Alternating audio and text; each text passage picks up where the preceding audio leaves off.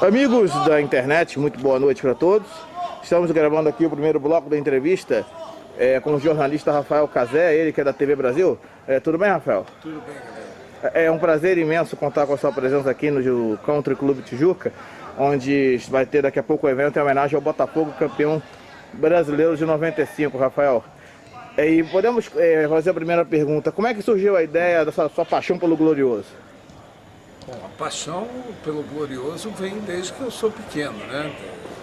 Agora, os livros foram se sucedendo, esse já é o 6º livro sobre o Botafogo, e eles foram se sucedendo naturalmente, por convites, parcerias com amigos.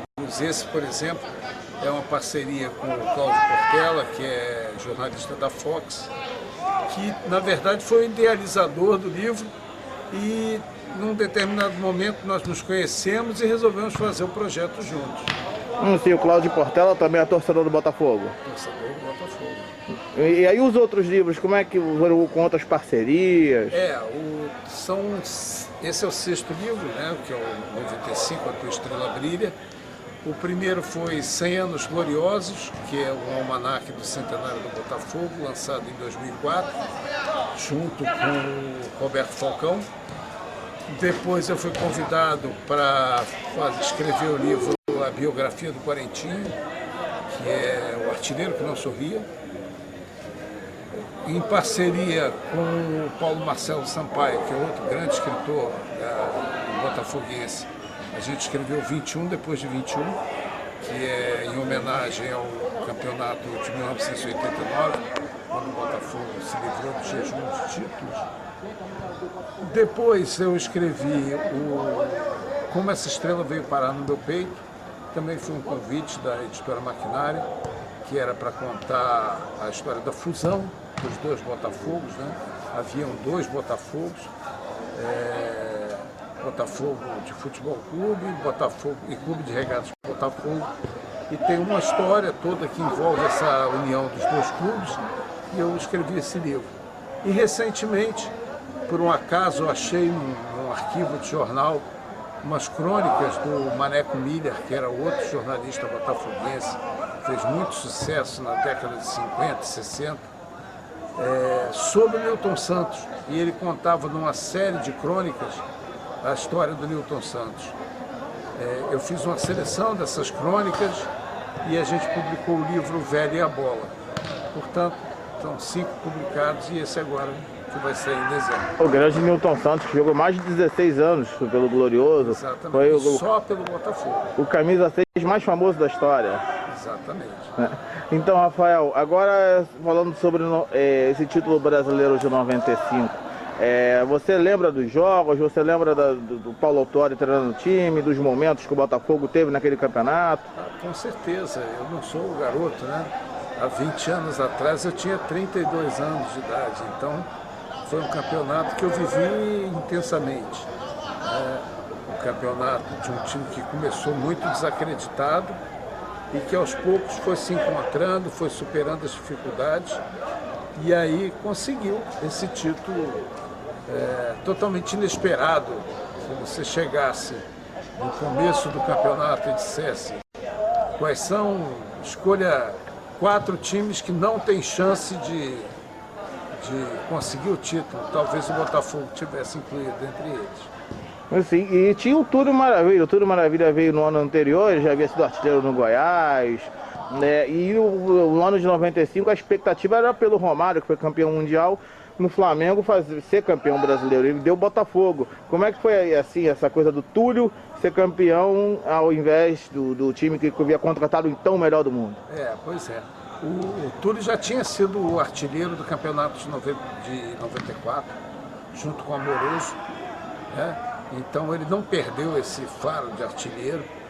Só que em 94 o Botafogo, até o Campeonato Brasileiro de 94, o Botafogo foi muito bem, foi até os mata-matas, foi eliminado pelo Atlético por uma questão de um gol fora, entendeu? O saldo de gols era o mesmo. O Túlio foi o artilheiro. Então havia uma expectativa pelo Túlio, sim, mas o time não tinha peças suficientes para fazer com que se chegasse à disputa de título. Esse time foi se montando um pouco antes do campeonato começar. Você tem o Donizete e o Gonçalves, que vieram do México. Você tem o Leandro Ávila, que veio do Vasco, né? O Jamir, que veio do Grêmio. Esses jogadores foram chegando e foram se encaixando muito bem naquele time. E com a chegada do Paulo Autuori, aquele time, é o jeito que a gente fala, diz que o time deu liga, né? Foi o que aconteceu. Sim, Rafael. E o Botafogo contra o Santos, foi a final. E o Botafogo e Santos eram os times que tinham mais badalados na época de Pelé e Garrincha, Pelé do Santos, Garrincha no Botafogo. Como é que foi aquela final de 95, a repercussão da final, a vitória do Botafogo, num clássico que tem muita história no futebol brasileiro? Com toda certeza, né? Foi inevitável quando chega São Paulo, Santos e Botafogo numa final, a se fazer essa memória toda dos tempos áureos do futebol brasileiro, nas décadas de 50 e 60, quando Santos e Botafogo eram a base da seleção brasileira, e os dois maiores craques do país, um pertencia ao Botafogo e o outro pertencia ao Santos, Pelé e Garrincha, né? Então, quando você chega com esses dois clubes numa final, novamente, depois de tantos anos, era inevitável que se fizesse todas essas comparações. Mas o Santos chega como favorito nessa final, apesar dele também ter começado o campeonato meio desacreditado. Não era uma das forças do campeonato.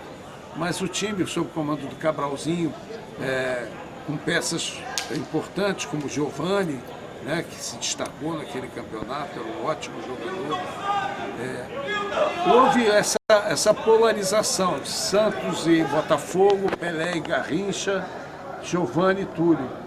Não tinha como ser de outra forma. Sim, e o título? Só pra gente fechar esse primeiro bloco, falando do título, o gol do Túlio lá em São Paulo, teve o Gotardo fazendo no Maracanã. Como é que foi os dois jogos da final?